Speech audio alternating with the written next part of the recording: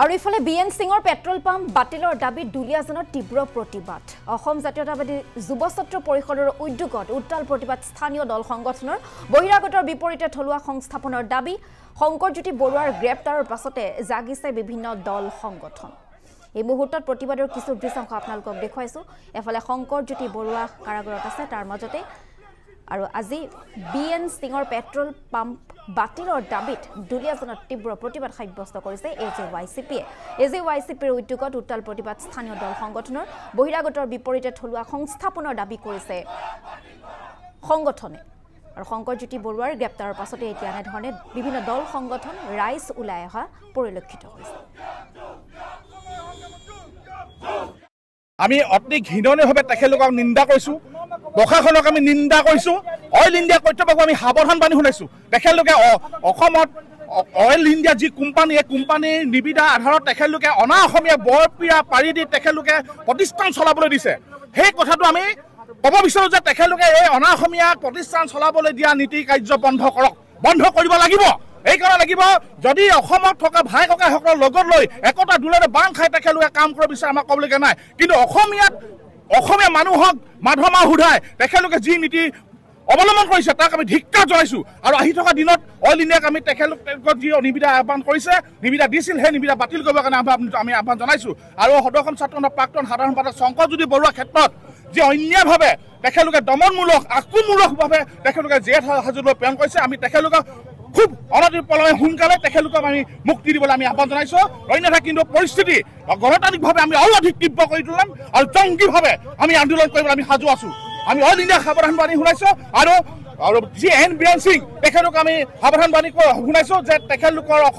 অসমীয়াগিৰি চলিব বহিৰাগতৰ দপদপানি অসমত নচলিব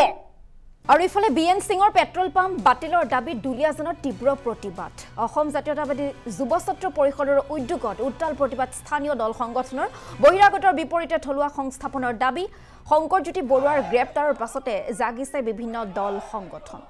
এই মুহূৰ্তত প্ৰতিবাদৰ কিছু দৃশ্যাংশ আপোনালোকক দেখুৱাইছো এফালে শংকৰজ্যোতি বৰুৱা কাৰাগাৰত আছে তাৰ মাজতে আৰু আজি বিএন সিঙৰ পেট্ৰল পাম্প বাতিলৰ দাবীত দুলীয়াজনৰ তীব্ৰ প্ৰতিবাদ সাব্যস্ত কৰিছে এজেৱাইচিপিৰ উদ্যোগত উত্তাল প্ৰতিবাদ স্থানীয় দল সংগঠনৰ বহিৰাগতৰ বিপৰীতে থলুৱা সংস্থাপনৰ দাবী কৰিছে সংগঠনে আৰু শংকৰজ্যোতি বৰুৱাৰ গ্ৰেপ্তাৰৰ পাছতে এতিয়া এনেধৰণে বিভিন্ন দল সংগঠন ৰাইজ ওলাই অহা পৰিলক্ষিত হৈছে আমি অতি ঘৃণনীয়ভাৱে তেখেতলোকক নিন্দা কৰিছো প্ৰশাসনক আমি নিন্দা কৰিছো অইল ইণ্ডিয়া কৰ্তৃপক্ষক আমি সাৱধান বাণী শুনাইছো তেখেতলোকে অসমত অইল ইণ্ডিয়া যি কোম্পানী এই কোম্পানীৰ নিবিদা আধাৰত তেখেতলোকে অনা অসমীয়া বৰপীয়া পাৰি দি তেখেতলোকে প্ৰতিষ্ঠান চলাবলৈ দিছে সেই কথাটো আমি ক'ব বিচাৰো যে তেখেতলোকে এই অনা অসমীয়া প্ৰতিষ্ঠান চলাবলৈ দিয়া নীতি কাৰ্য বন্ধ কৰিব লাগিব এইকাৰণে লাগিব যদি অসমত থকা ভাই ককাইসকলৰ লগত লৈ একতা দোলেৰে বাং খাই তেখেতলোকে কাম কৰিব বিচাৰে আমাক ক'বলগীয়া নাই কিন্তু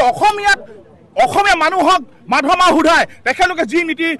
অৱলম্বন কৰিছে তাক আমি ধিক্কাৰ জনাইছো আৰু আহি থকা দিনত অইল ইণ্ডিয়াক আমি তেখেতলোকক যি নিবিদা আহ্বান কৰিছে নিবিদা দিছিল সেই নিবিদা বাতিল কৰিবৰ কাৰণে আমি আহ্বান জনাইছো আৰু সদৌ ছাত্ৰ প্ৰাক্তন সাধাৰণ সম্পাদক শংকৰজ্যোতি বৰুৱাৰ ক্ষেত্ৰত যি অন্যায়ভাৱে তেখেতলোকে দমনমূলক আক্ৰমণমূলকভাৱে তেখেতলোকে জেল হাজতলৈ প্ৰেৰণ কৰিছে আমি তেখেতলোকক খুব অনতিপলমে সোনকালে তেখেতলোকক আমি মুক্তি দিবলৈ আমি আহ্বান জনাইছো অন্যথা কিন্তু পৰিস্থিতি গণতান্ত্ৰিকভাৱে আমি আৰু অধিক তীব্ৰ কৰি তুলিম আৰু জংগীভাৱে আমি আন্দোলন কৰিবলৈ আমি সাজু আছো আমি অইল ইণ্ডিয়াক সাৱধান বাণী শুনাইছো আৰু যি বিএন সিং তেখেতলোক আমি সাৱধান বাণী শুনাইছো যে তেখেতলোকৰ অসমীয়াগিৰি চলিব বহিৰাগতৰ দপদপানি অসমত নচলিব